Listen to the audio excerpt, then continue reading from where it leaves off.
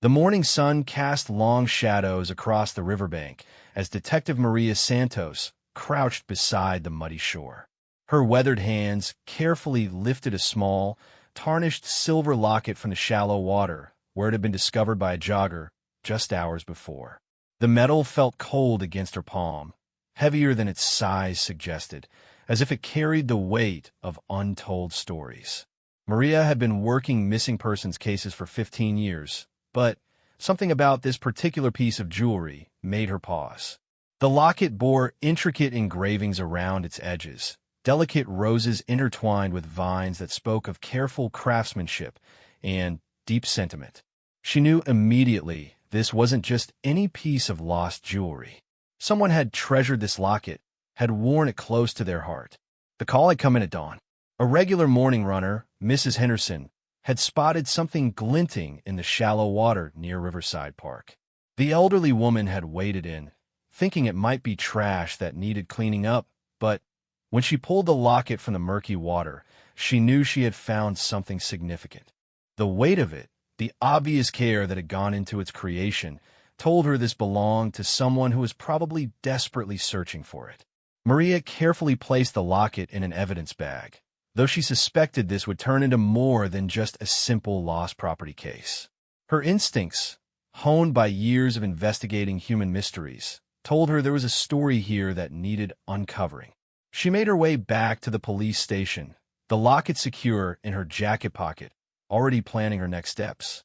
At the station, Maria sat at her desk under the harsh fluorescent lights and opened the evidence bag. Using a pair of tweezers and a soft cloth, she gently cleaned away the river mud and algae that clung to the locket surface. As the grime cleared, the true beauty of the piece revealed itself. The silver, though tarnished, showed quality craftsmanship. The roses carved into the surface were so detailed she could make out individual petals and thorns. But it was when she managed to carefully pry open the locket that Maria's breath caught in her throat. Inside, protected by the tight seal, was a small photograph. The image showed a young woman with gentle eyes and a warm smile, her dark hair pulled back in a style that suggested the photo was perhaps 20 or 30 years old. But it wasn't just the photograph that made Maria's heart skip. Engraved on the opposite side of the locket, in delicate script, were the words that would haunt her for days to come. The engraving was simple, yet it carried an emotional weight that seemed to reach across time. Maria found herself staring at those carefully etched words, trying to imagine the circumstances that had led to this locket ending up in the river. Had it been lost accidentally? Was there a more tragic story behind its presence in the water? She knew she had to find out who this locket belonged to and how it had come to rest in the muddy shallows of Riverside Park. Maria began her investigation by checking recent missing persons reports.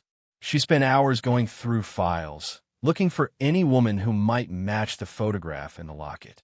The face in the picture was kind, with laugh lines around the eyes that suggested someone who found joy in life easily. But, despite her thorough search, no current missing person reports matched the woman in the photograph. Expanding her search, Maria looked into older cases, going back months and then years. The style of the photograph suggested it wasn't recent, which meant the woman in the picture might be older now, or the locket might have been a family heirloom passed down through generations. The more she studied the image, the more convinced she became that finding this woman, or her family, was crucial to understanding the locket story. Her breakthrough came when she decided to visit local jewelry stores.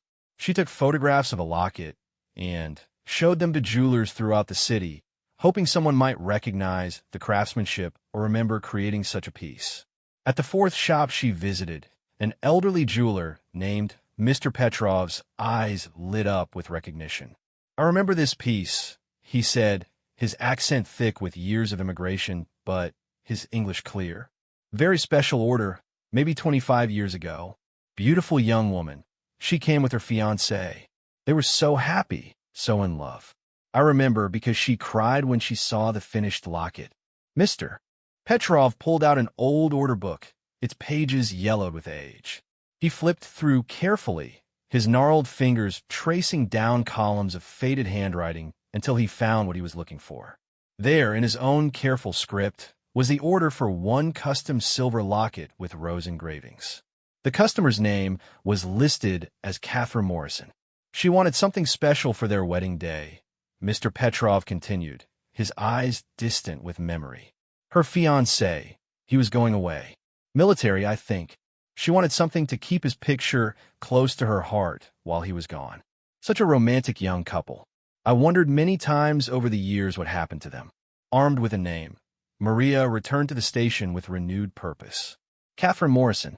She ran the name through various databases, looking for current addresses, family members, anything that might lead her to the woman who had commissioned this beautiful locket so many years ago.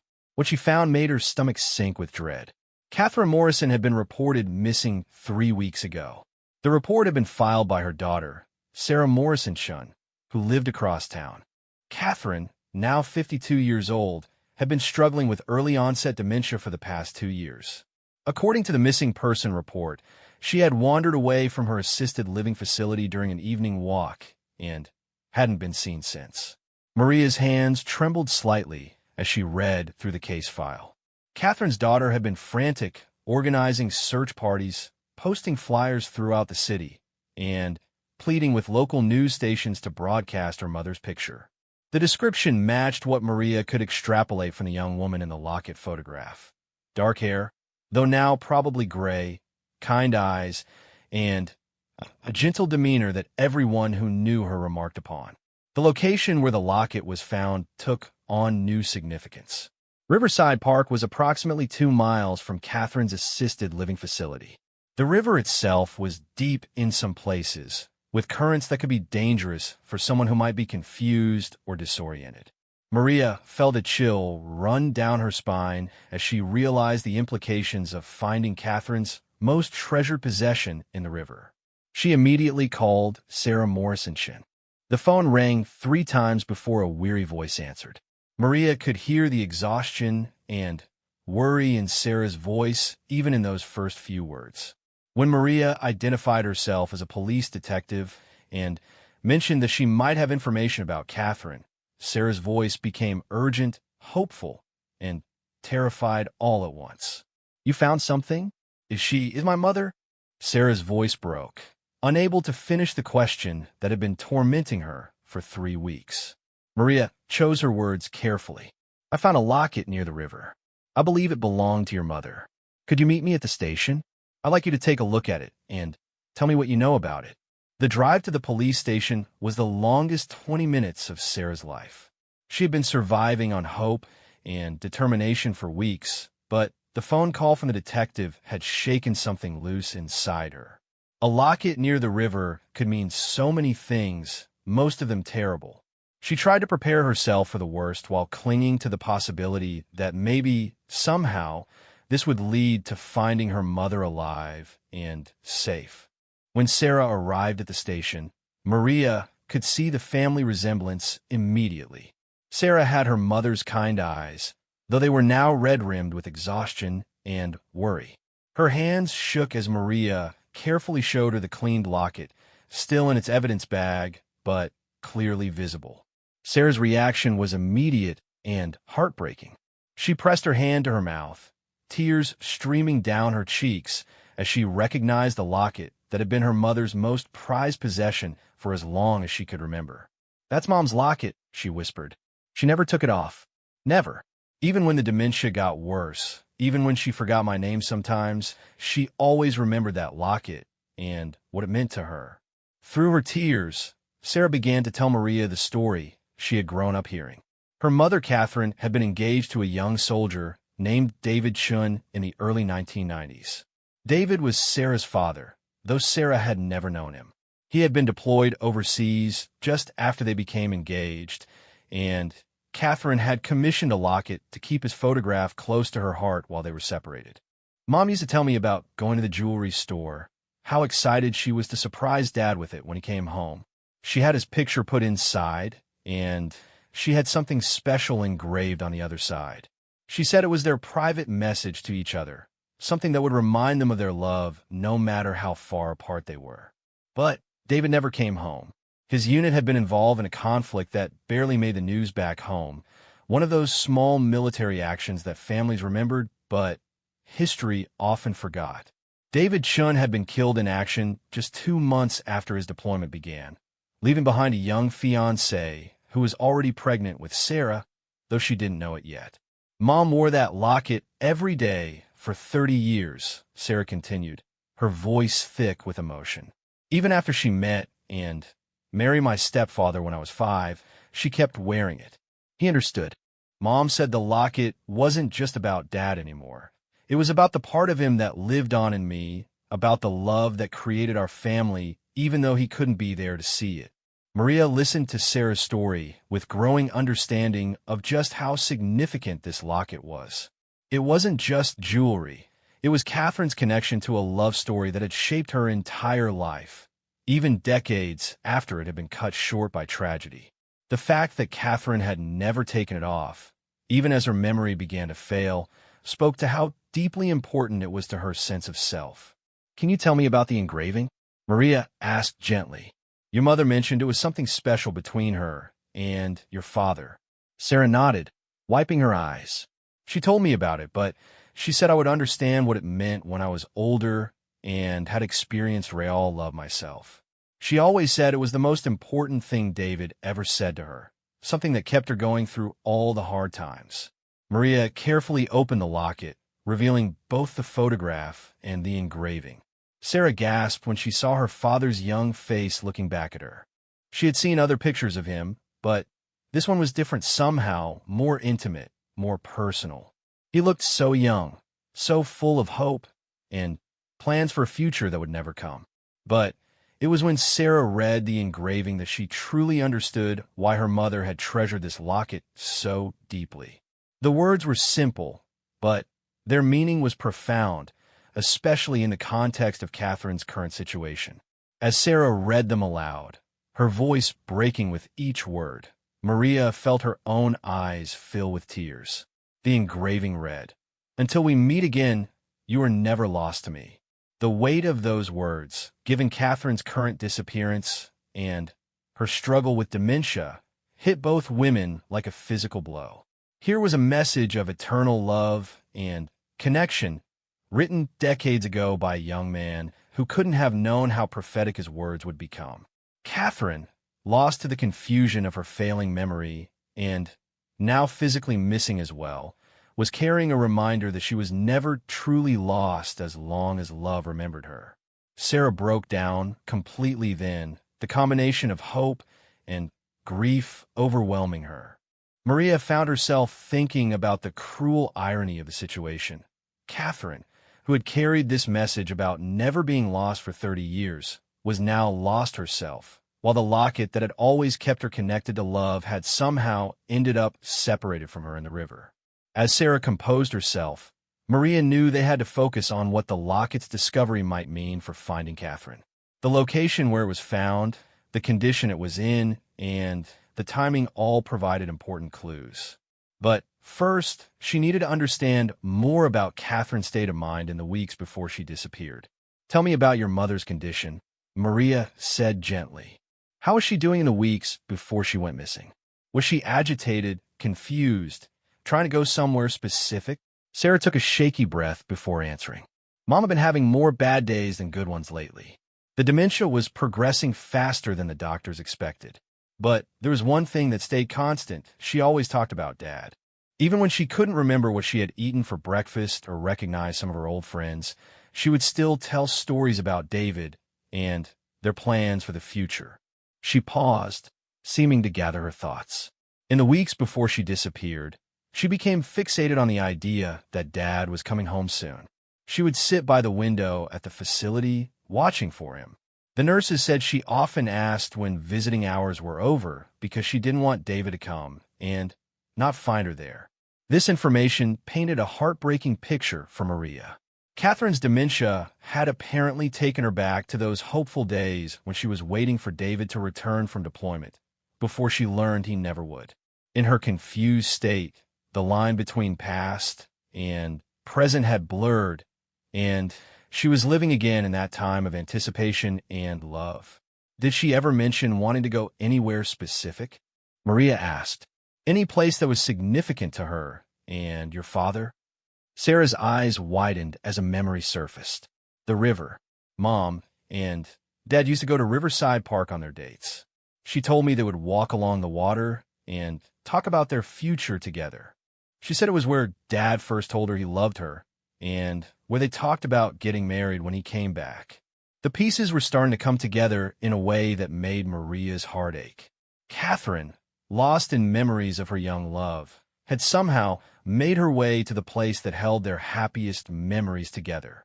Whether she had gone there intentionally or simply wandered until muscle memory brought her to a significant place, the river had drawn her back to a time when love was new and the future was full of promise. As the first day of investigation came to an end, Maria looked at the locket again, now understanding the full weight of its significance. This small piece of jewelry held within it decades of love, loss, hope, and memory. It had been Catherine's anchor to a love that transcended death, and now it might be the key to finding her or understanding what had happened to her. The search for Catherine Morrison would continue, but now it had a deeper dimension. This wasn't just about finding a missing person. It was about reuniting a woman with the symbol of a love that had sustained her through 30 years of life's joys and sorrows. As Maria carefully secured the locket in the evidence room, she made a silent promise to Catherine and to David's memory that she would follow every lead, explore every possibility, until she understood the full story of what had happened by the river. The next morning brought a team of search and rescue volunteers to Riverside Park.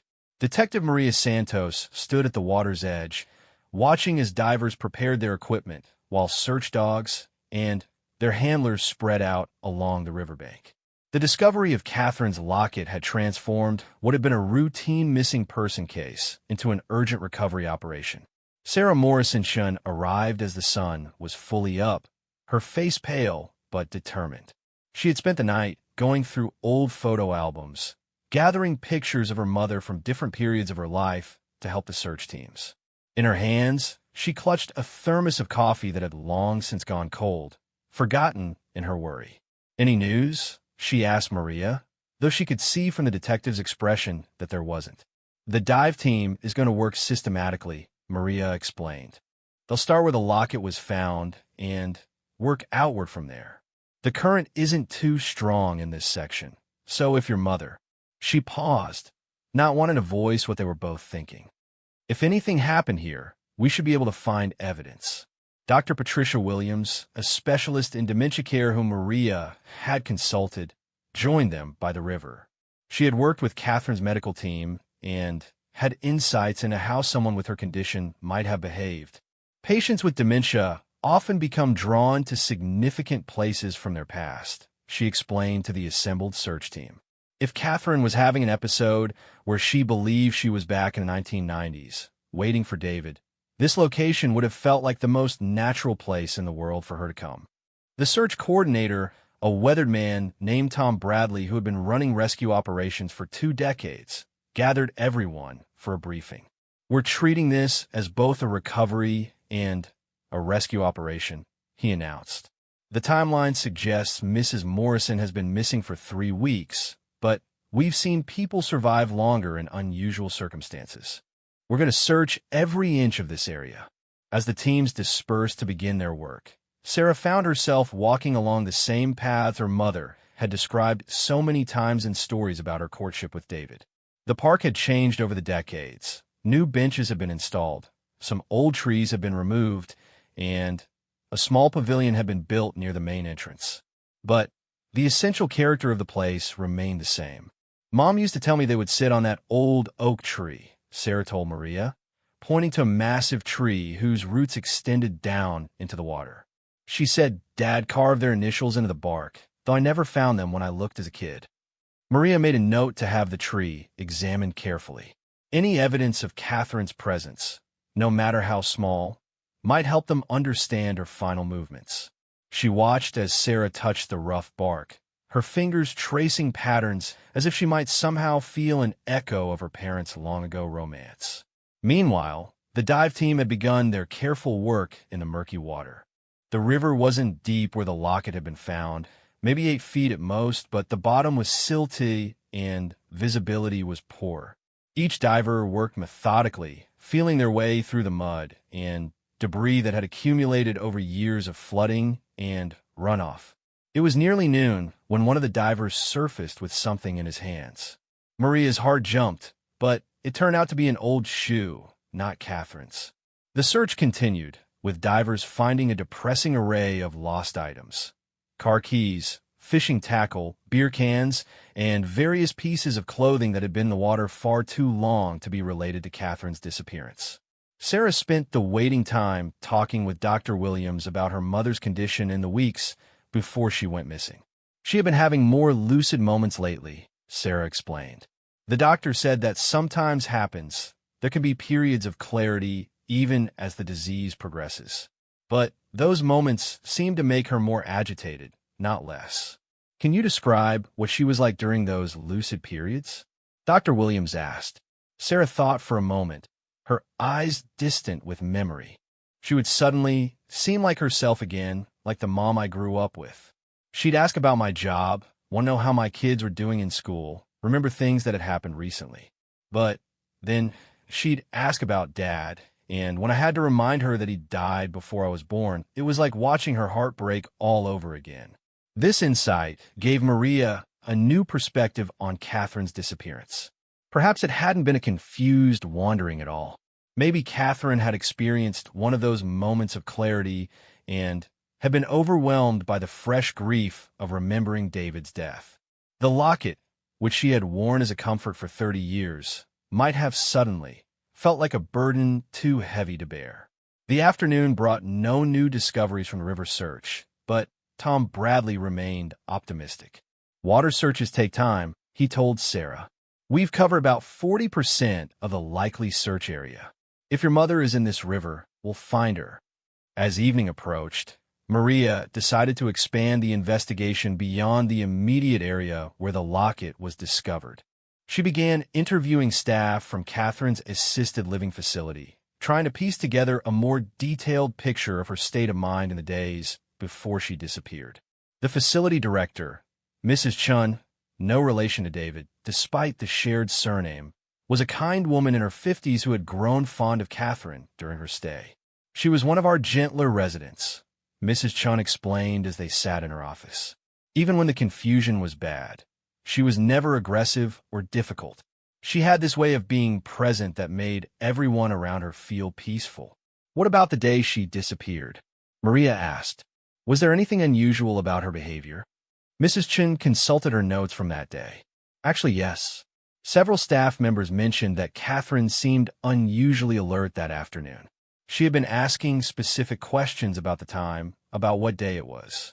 She also asked one of the nurses about visiting hours at the local veterans cemetery. This was new information that made Maria's pulse quicken. Did she say why she wanted to know about the cemetery? She told Nurse Rodriguez that she wanted to bring flowers to someone. She was very specific about it. She wanted white roses because that was his favorite.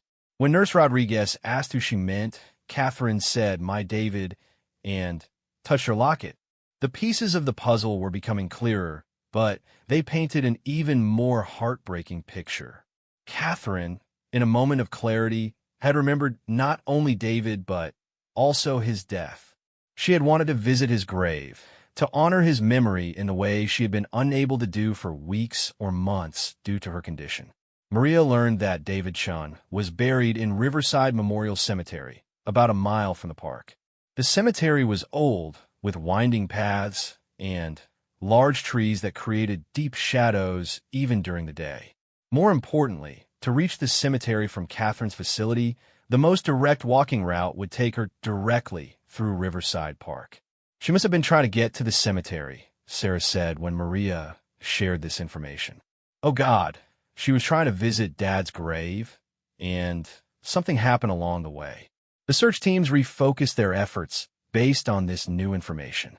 If Catherine had been walking toward the cemetery and had stopped at the park, either from exhaustion, confusion, or emotional overwhelm, the There might be other evidence of her presence beyond just the locket.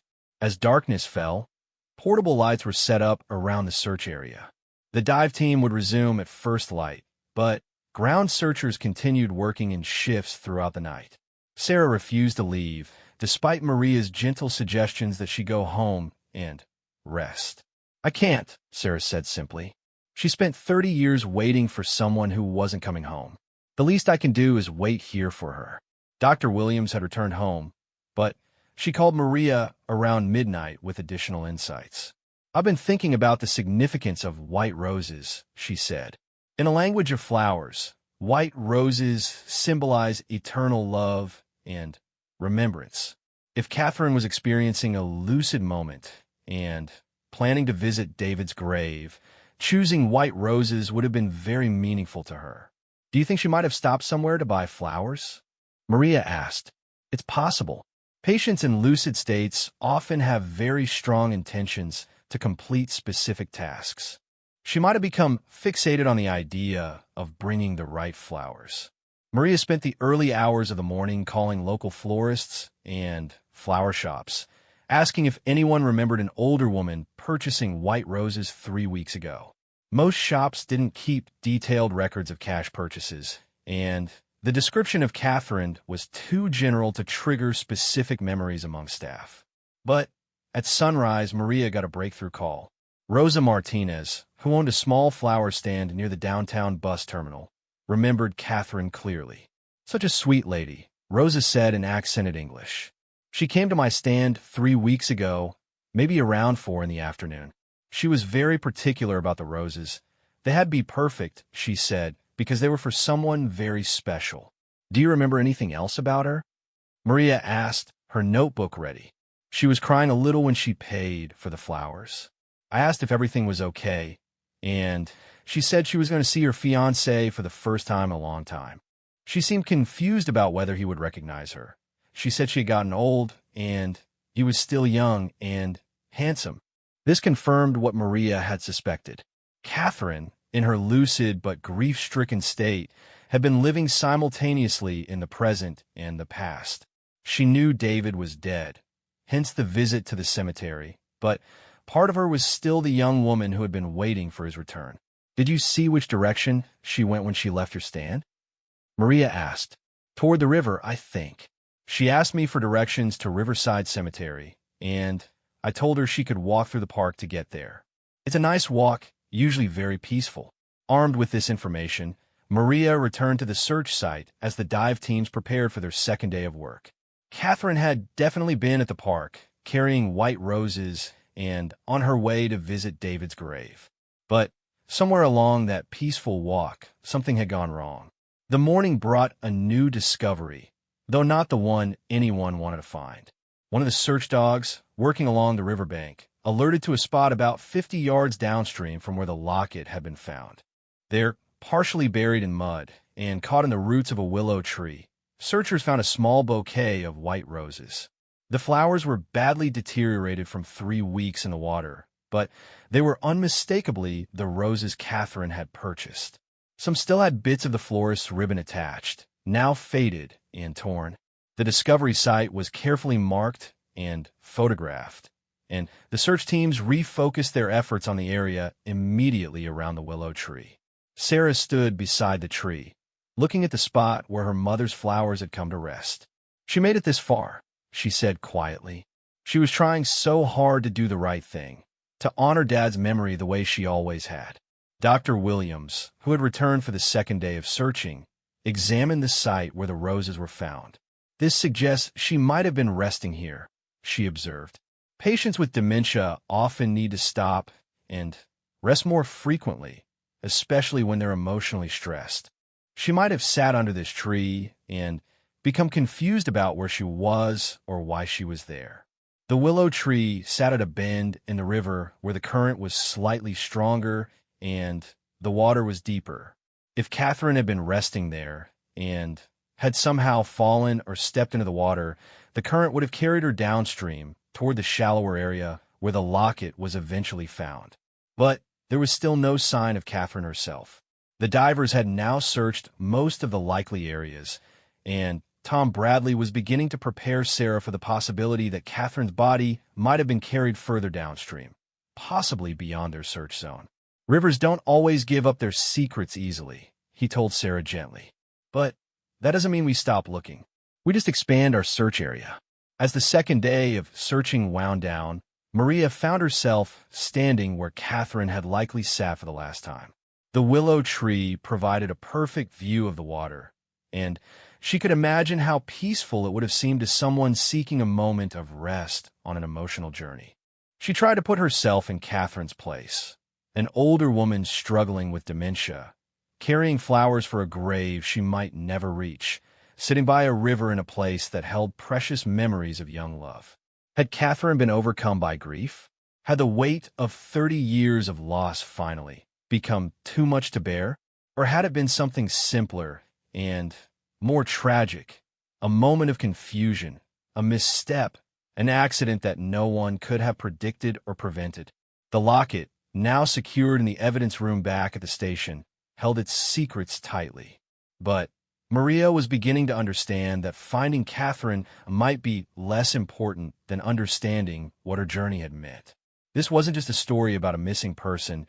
It was about love that transcended time, about memory and loss, about the weight that grief can carry across decades. As night fell again over Riverside Park, the search teams prepared for what might be their final day of intensive searching in this location. But for Sarah, sitting vigil by the willow tree where her mother had left her last gift of love, the search would continue until every question was answered, every possibility explored. The Locket's engraving, "Until we meet again, you are never lost to me," seemed to echo across the water, a promise that love keeps even when everything else fails. Whether Catherine would be found or not, her story was already revealing truths about the enduring power of love and the complex weight of memory that would stay with everyone touched by her disappearance. Tomorrow would bring new searches, new questions, and perhaps new answers. But tonight, as the river flowed quietly past the willow tree, Catherine's white roses continued their own journey toward whatever reunion awaited downstream. The third day dawned gray and drizzly, matching the somber mood that had settled over the search teams. Detective Maria Santos arrived at Riverside Park before sunrise, drawn by a restless night filled with dreams of silver lockets and white roses floating downstream. The river looked different in the morning mist, more mysterious, and somehow deeper than it had seemed in previous days. Sarah Morrison-Shin was already there, sitting on a bench near the willow tree where her mother's flowers had been found. She had wrapped herself in an old quilt that had belonged to Catherine, and Maria could see she hadn't slept. Her eyes were red-rimmed, but alert, fixed on the water, as if sheer determination might bring answers to the surface. "I keep thinking about what Mom would want us to do," Sarah said as Maria sat beside her. She spent her whole life taking care of other people, me, her patients when she was a nurse, even the other residents at the facility. She wouldn't want all these people to exhaust themselves searching for her. Maria studied Sarah's profile, recognizing the guilt that often consumed family members of missing persons. "Your mother's story has already touched more people than you realize," she said gently. "Half of these volunteers have never met Catherine, but they're here because they understand what love looks like. They see it in that locket, in the roses she carried, in the journey she was trying to make." Tom Bradley approached them with his morning briefing. The search area was being expanded downstream, and a new team with specialized sonar equipment was arriving from the state capitol. But there was something else, something that made his weathered face look even more serious than usual. "We got a call this morning from the county sheriff's office," he said carefully. "There's been some developments in a related case that might connect to Catherine's disappearance." Maria felt her stomach tighten. "What kind of developments?" Tom looked directly at Sarah before answering. "A farmer found some items washed up on his property about 5 miles downstream. Clothing, personal effects. The sheriff wants you to take a look and see if any of it belonged to your mother." The drive to the farmer's property felt endless, though it took only 20 minutes. Sarah sat in the passenger seat of Maria's car. Clutching the thermos she still carried everywhere, her knuckles white with tension. Neither woman spoke, but both were preparing themselves for what they might find. The farmer, a gentleman named Robert Hayes, met them at his gate. He had been checking his cattle when he noticed several items caught in the fence line that bordered the river on his property. "I've seen things wash up before after heavy rains," he explained as he led them toward the riverbank. "But these looked personal, I guess, like they belonged to someone who was missing them." The items were laid out on a tarp in Mr. Hayes' barn, carefully arranged and photographed by the sheriff's deputy who had responded to the call.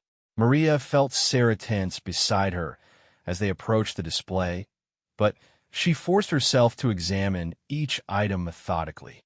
There was a navy cardigan, faded and torn but still recognizable as quality clothing.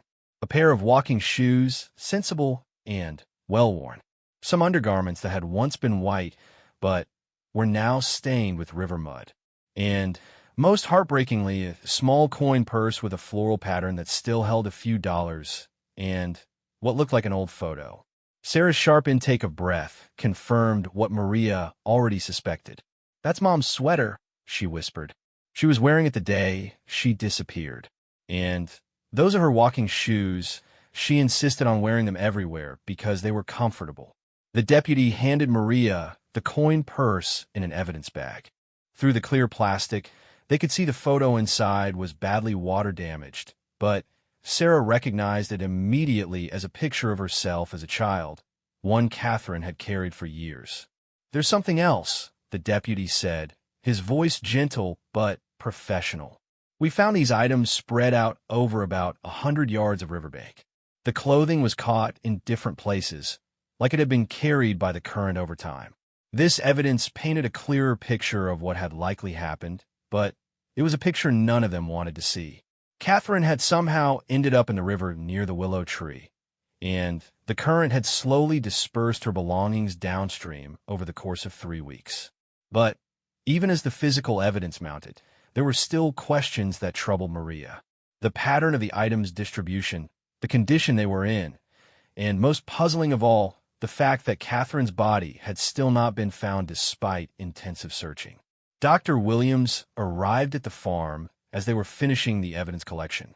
She had been following the case closely and had thoughts about what the discovery might mean. "Water can be unpredictable," she explained to Sarah. "Sometimes it releases things gradually. Sometimes it holds on to them for much longer than we expect. But why her clothes and not?" Sarah couldn't finish the question, but Dr. Williams understood. "Rivers affect different materials differently," she said gently. "Clothing can catch on things, get torn free, and travel independently. It doesn't necessarily mean anything about where Catherine might be." The return trip to Riverside Park was quiet, each person lost in their own thoughts. Sarah stared out the window at the landscape rolling by, thinking about her mother's final journey and how it had taken her so far from where she had intended to go. Catherine had set out to honor David's memory with white roses and had ended up becoming part of the same river that had witnessed their young love decades earlier. Back at the park, the new sonar team was setting up their equipment. The technology could penetrate deeper into the river bottom than the divers could safely reach, potentially revealing shapes or objects that had been missed in the manual search. Maria watched the screens flicker to life, showing the ghostly underwater topography of the river bottom. "There," one of the technicians said, pointing to a shape on the screen that looked different from the rocks and debris around it. "About 15 feet down, near the deepest part of the channel. Could be natural, but it's worth investigating." The dive team prepared for what they all knew would likely be their most challenging search yet. The water was deeper here, the current stronger, and visibility was practically zero. But they were professionals, and they understood what finding closure meant to families like Sarah's. As the divers disappeared beneath the surface, Sarah found herself thinking about all the stories her mother had shared about this place. Catherine had described lazy summer afternoons spent planning their future, quiet conversations about dreams and hopes, and The night David had first told her he loved her while they sat watching the stars reflect in the water. She was happy here, Sarah said to Maria. Whatever happened to her, I think part of her was happy to be back in this place that meant so much to her and Dad. 20 minutes into the dive, one of the divers surfaced and signaled for the medical examiner to be called. He had found something that required professional recovery and identification. Maria felt her heart sink, even as she knew they had been moving toward this moment since the Locket was first pulled from the shallow water 3 days earlier. Dr. Ellen Morrison, the county medical examiner, arrived with her team and took charge of the recovery operation. She was a woman in her 60s who had seen every kind of tragedy the river could deliver, but even she seemed moved by the care with which the divers worked to bring Catherine home. The recovery took several hours, conducted with the dignity and respect that Catherine's life and story deserved. Sarah waited with Maria under the willow tree, holding the quilt that had belonged to her mother and watching the sun move slowly across the sky. Other family members had begun arriving. Catherine's sister from 2 states away, Sarah's husband and children, and even some residents from the assisted living facility who had loved Catherine and wanted to honor her memory. When Dr. Morrison finally approached Sarah, her expression was gentle but professional. "I can confirm that we have found your mother," she said simply. The preliminary examination suggests she had been in the water for approximately the time frame we expected. There's no obvious evidence of trauma or foul play. Sarah nodded, tears flowing freely now. Would it be possible to see her? "Not today," Dr. Morrison said kindly. "But I can tell you that she was found wearing her wedding dress. A simple white dress, very beautiful. She must have changed into it before she left the facility." This revelation hit Sarah like a physical blow. Catherine had not only planned her journey to David's grave, she had prepared for it like a bride preparing for her wedding. In her confused but somehow lucid state, she had dressed in the white gown she had planned to wear when David returned from his deployment, the dress that had waited in her closet for 30 years. She was going to marry him, Sarah whispered. Somehow, in her mind, she thought she was finally going to marry him. Dr. Williams, who had stayed for the recovery, nodded slowly. "Advanced dementia sometimes creates a kind of time collapse," she explained. "Past and present become fluid. Catherine might have believed she was preparing for her wedding day, that David was waiting for her at the cemetery. The image of Catherine dressing carefully in her preserved wedding gown, pinning her locket close to her heart, and setting out with white roses to meet the love of her life was both beautiful and heartbreaking. In her final hours, she had not been a confused, elderly woman lost in the fog of dementia. She had been a bride, radiant with love and anticipation, ready to fulfill promises made decades ago. As evening fell over Riverside Park for the last time in their search, the various teams began packing their equipment. The divers cleaned their gear with the satisfaction of a job completed, even though the ending was not the one anyone had hoped for. The search dogs and their handlers loaded into trucks, ready to return to their normal lives. The volunteers who had given 3 days of their time began saying their goodbyes. But something had changed in the atmosphere around the search site. What had begun as a frantic rescue operation had transformed into something more profound, a celebration of a love story that had transcended time and circumstance. People lingered, reluctant to break the spell that Catherine's story had cast over the park. Maria found herself standing at the water's edge one final time, thinking about the journey that had brought them all to this moment. The locket was still in the evidence room, but she knew it would soon be returned to Sarah, along with Catherine's other belongings. The silver pendant would continue carrying its message of eternal love, but now it would also carry the story of Catherine's final act of devotion. Sarah approached Maria as the last of the official vehicles prepared to leave. "What happens now?" she asked. "Now we complete the official reports," Maria said. "But the real work is just beginning. You get to decide how to honor your mother's story, how to share what her love meant, and how it shaped the lives of everyone who knew her." As they prepared to leave Riverside Park, Sarah looked back at the willow tree one more time. Tomorrow, she would return with her own white roses to place in the water. She would come back regularly, she decided, to sit in the place where her parents' love story had begun and where her mother's earthly story had ended. The Locket's engraving had proven true in ways that David could never have anticipated when he had those words carefully etched in a silver 30 years ago. Catherine had never been lost to love, and now she never would be. Their reunion had finally come, not in the way anyone had planned, but in the way that love sometimes arranges when human plans fall short. The river continued its ancient journey toward the sea, carrying new secrets and old memories in equal measure. And somewhere in its depths, white roses continued to bloom and fade, marking the passage of time and the persistence of love that not even death can diminish. 2 weeks after Catherine Morrison's body was recovered from the river, Detective Maria Santos found herself sitting in a small chapel filled with people whose lives had been touched by a love story that transcended death. The funeral was unlike any she had ever attended. Instead of the heavy grief that usually filled such spaces, there was an almost celebratory atmosphere, as if the gathered mourners understood they were witnessing the completion of something beautiful rather than just the end of a life. Sarah Morrison Chin stood at the front of the chapel, her mother's silver locket visible at her throat, catching the light from the stained glass windows. In her hands, she held the wedding dress that Catherine had worn in her final hours, the simple white gown that had waited 3 decades for its moment. The dress would be buried with Catherine, but first, Sarah wanted everyone to understand what it represented. Mom always told me that some love stories don't end with happily ever after, Sarah began, her voice stronger than Maria had expected. She said some love stories are too big for just one lifetime, too powerful to be contained by the ordinary boundaries of life and death. Today, we're here to celebrate the completion of a love story that began 30 years ago and, finally, found its ending. In the front pew sat Mrs. Chun from the assisted living facility, surrounded by several residents who had made the journey to honor Catherine's memory. Behind them, Maria recognized Tom Bradley and several members of the search and rescue team, still moved by the story they had helped uncover.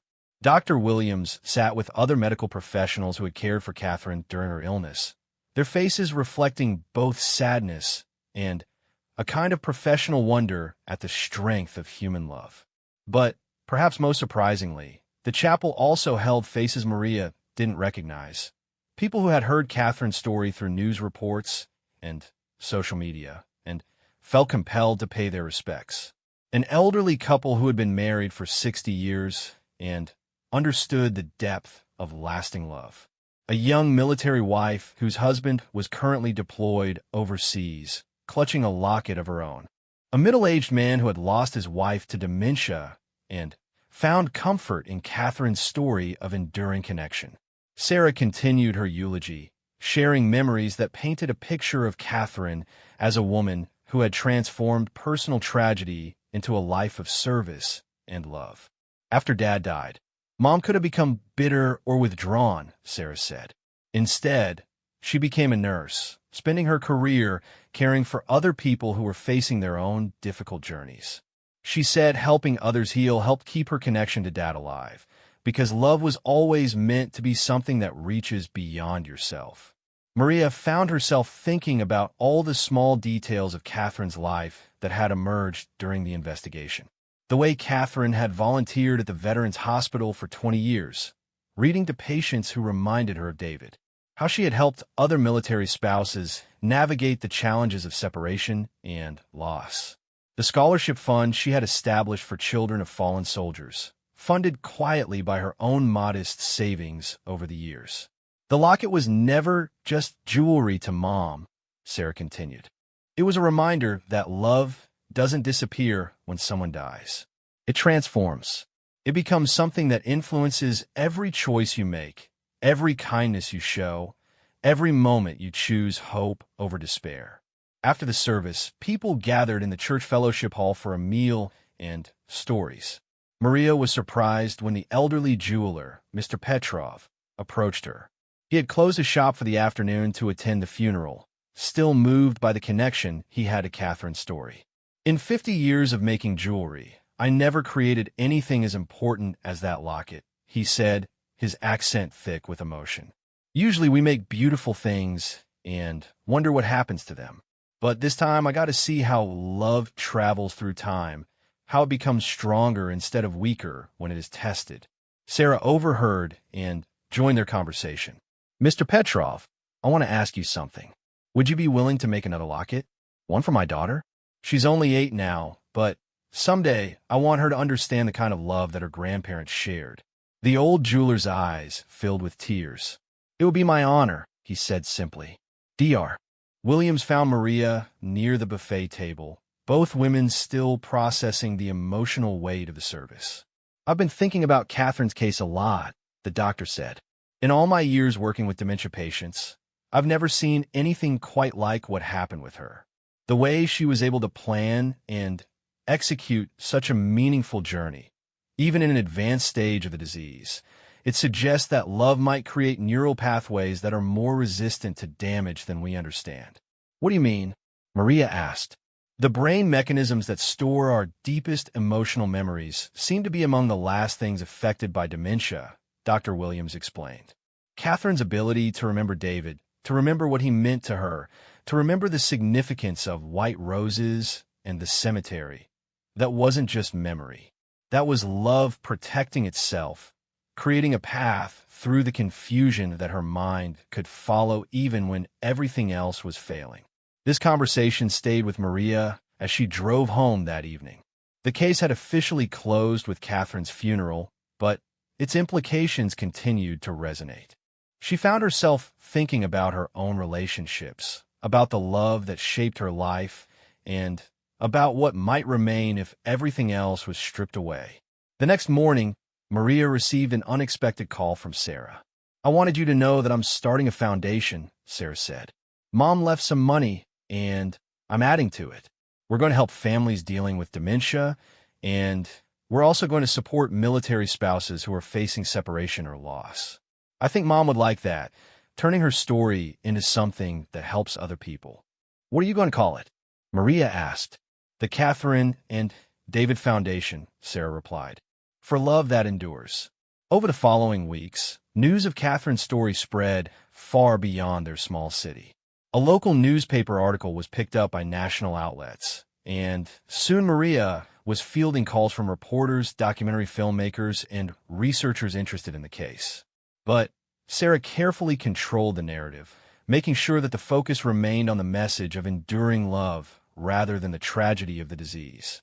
The locket itself became a symbol that reached people in unexpected ways. A jeweler in California began creating replicas, donating proceeds to Alzheimer's research.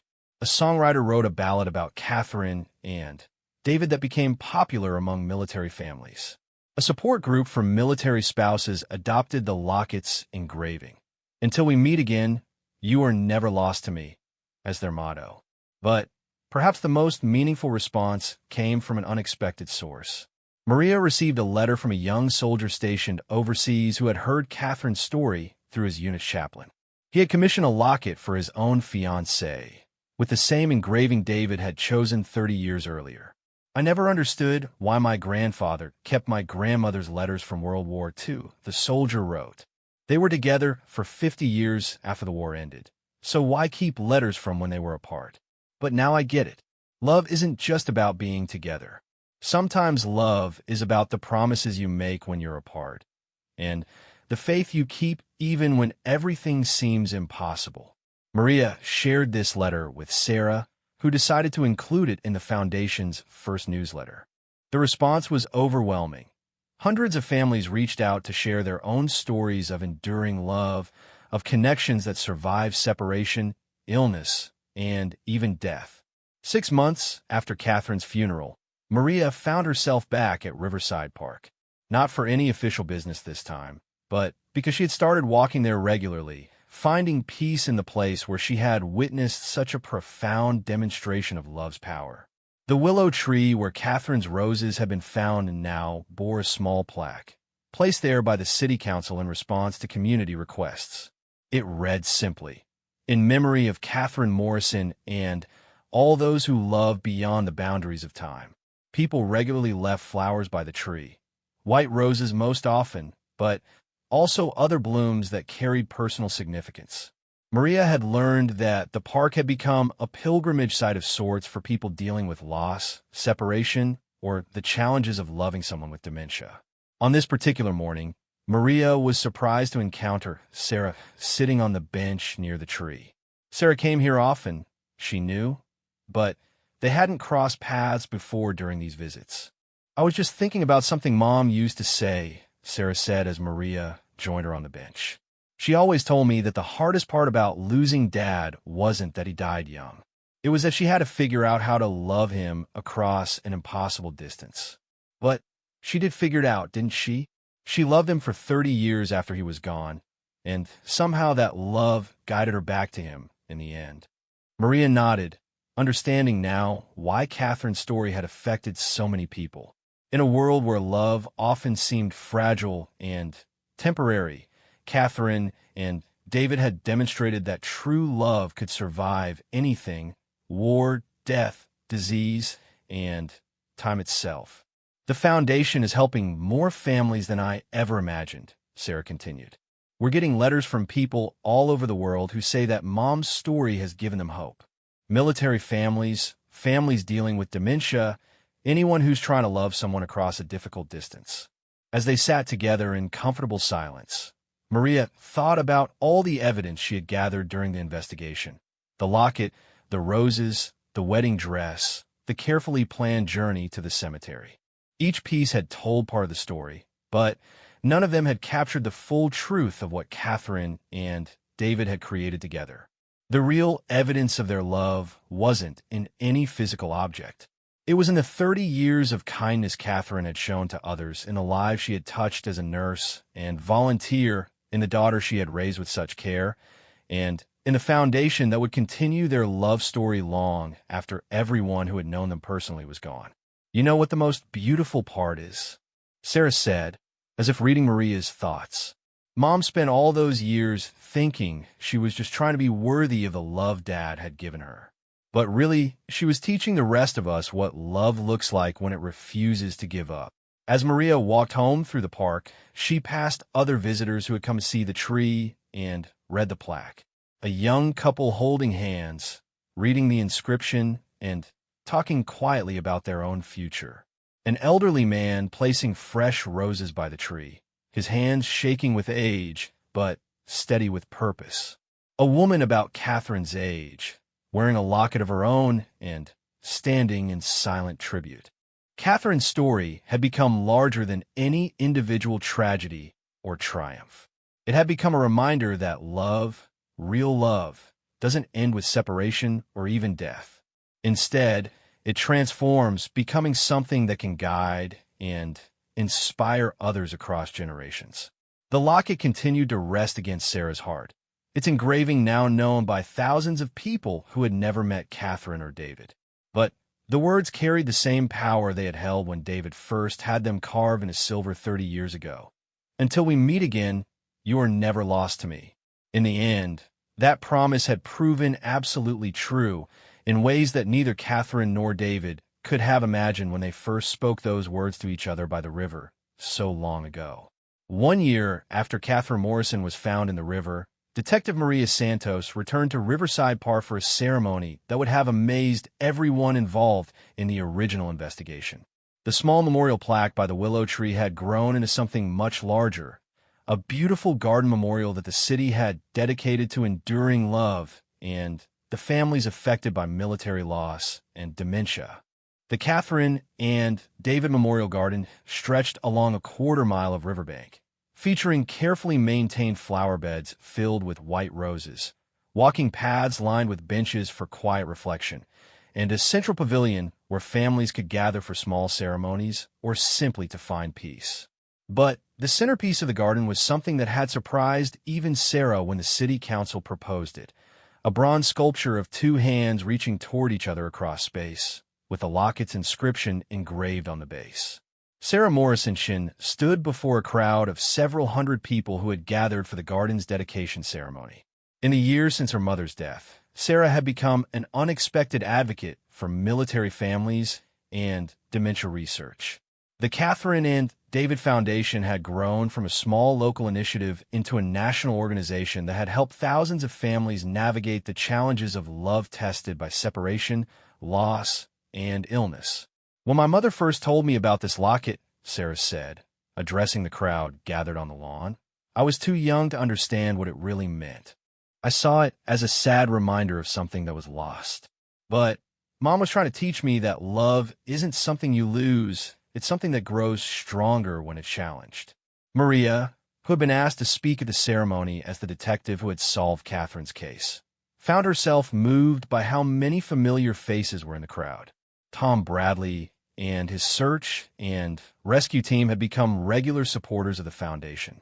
Dr. Williams had used Catherine's case as the basis for new research into memory and emotion in dementia patients. Even Mr. Petrov, now in his 80s, had traveled from his retirement in Florida to attend the dedication.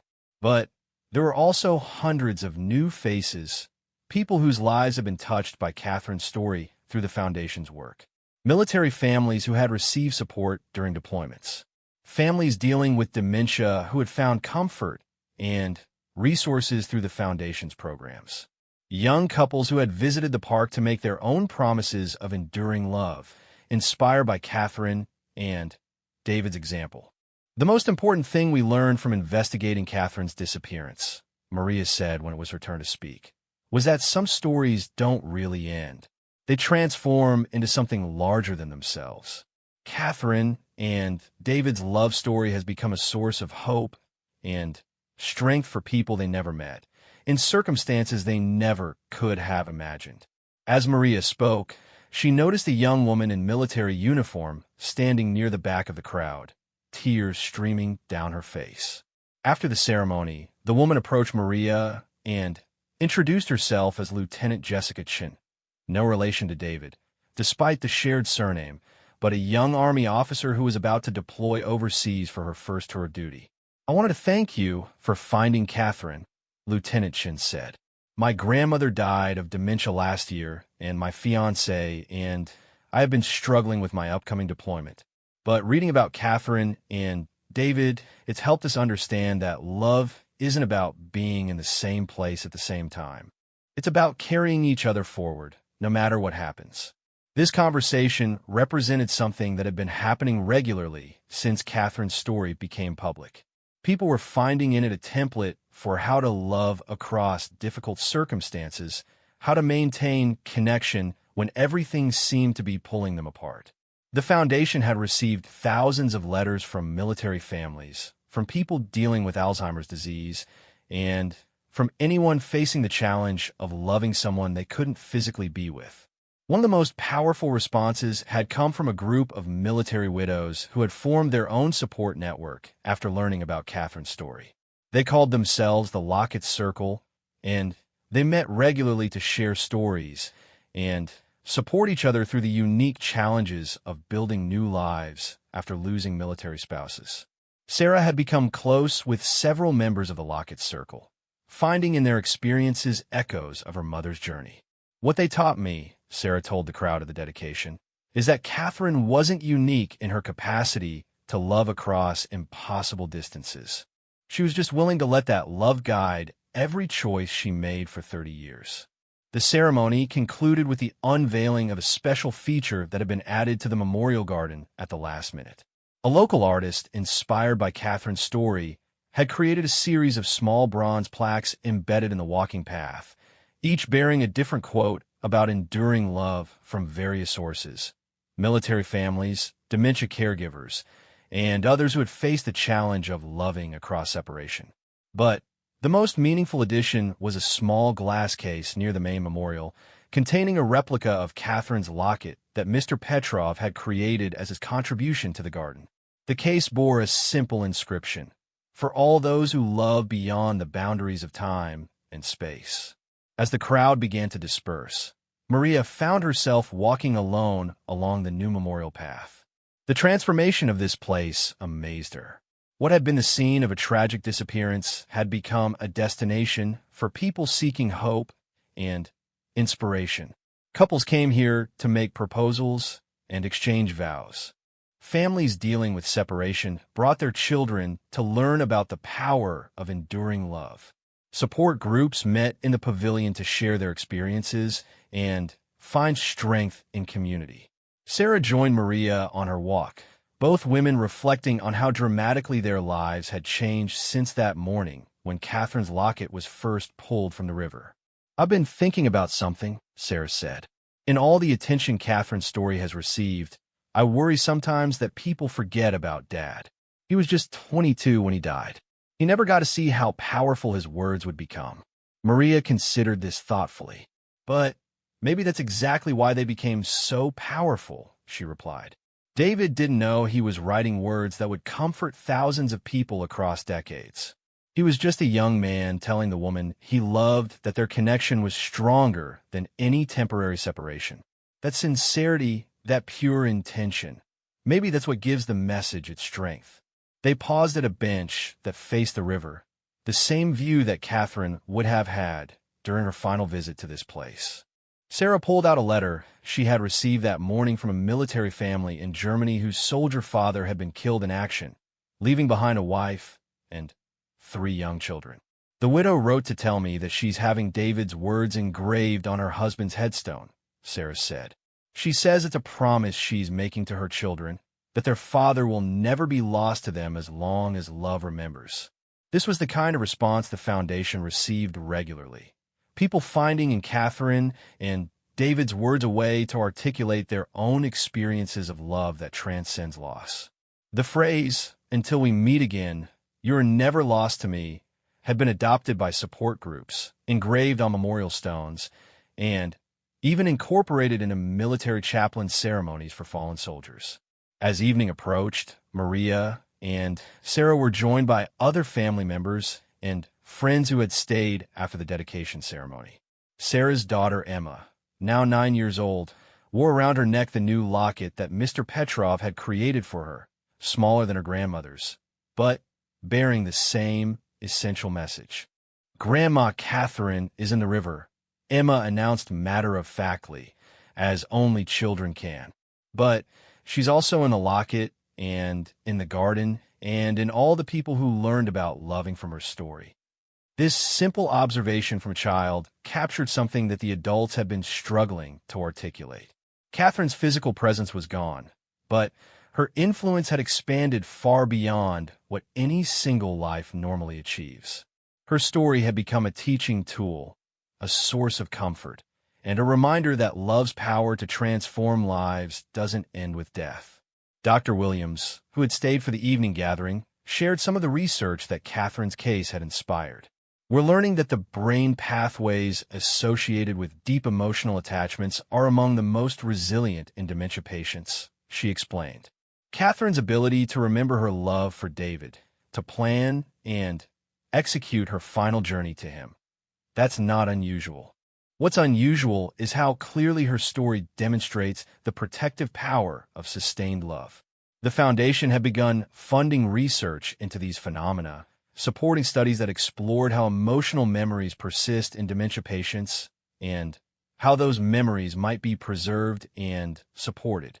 Catherine's case had become a cornerstone in understanding how love creates its own form of memory, one that can survive even when other cognitive functions fail.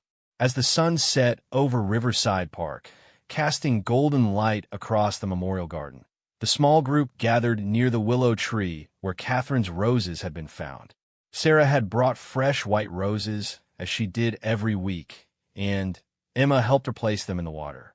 "I used to think this was sad," Emma said as she watched the roses float downstream. "But now I think it's beautiful. The flowers go to find Grandpa David, just like Grandma Catherine did."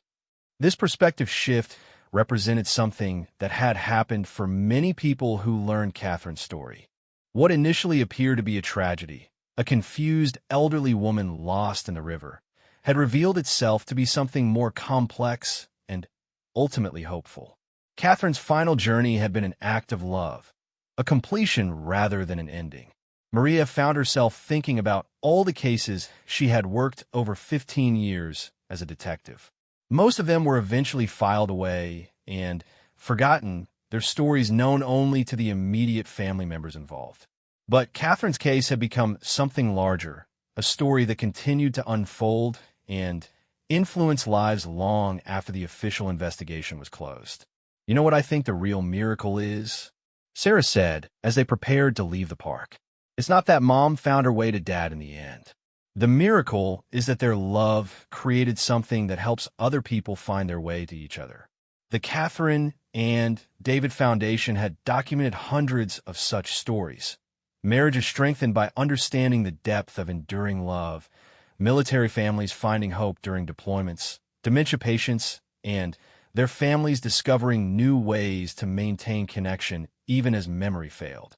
The Foundation's programs had expanded to include support groups, educational resources, research funding, and even a scholarship program for children of fallen military personnel. As Maria drove home that evening, she passed the cemetery where David Chun had been buried 30 years earlier. The headstone now bore fresh flowers regularly, placed there by visitors who had learned his story and wanted to honor both him and Catherine. The simple military grave had become a pilgrimage site, a place where people came to reflect on the power of promises kept across time. The locket itself continued to rest against Sarah's heart, but its message had spread far beyond the silver pendant. The words, "Until we meet again, you are never lost to me," have been translated into dozens of languages and adapted for different cultural contexts. They appeared on memorial cards, in wedding vows, on military family support websites, and in countless personal letters between people facing separation. But perhaps the most powerful legacy of Catherine's story was the way it had changed how people thought about love itself. In a world that often treated relationships as temporary and conditional, Catherine and David had demonstrated that true love creates permanent bonds that can guide and sustain people across any distance, any challenge, any form of loss. As Maria reached her own home, she found herself touching the small locket she had begun wearing, not a replica of Catherine's, but her own family heirloom that she had rediscovered while thinking about the case. Inside was a photo of her own grandmother, who had died when Maria was young, but whose influence had shaped her entire life. Catherine's story had taught her that love doesn't require physical presence to remain powerful. It only requires memory, intention, and the willingness to let that love influence how you move through the world. In finding Catherine Morrison, Maria had discovered something about the nature of love that would stay with her for the rest of her life. The river continued its ancient flow toward the sea, carrying with it the memory of white roses and a love story that had proven stronger than death. And somewhere in its depths, Catherine and David's reunion continued.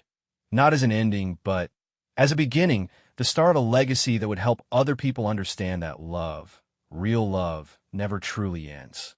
It only transforms into something larger, something that can reach across time and space to touch lives that haven't even begun yet. Until we meet again, you are never lost to me. The words echoed across the water, a promise that had found its way into thousands of hearts, ensuring that Catherine and David's love would continue to guide people home long after their own story had become part of the eternal flow of the river itself.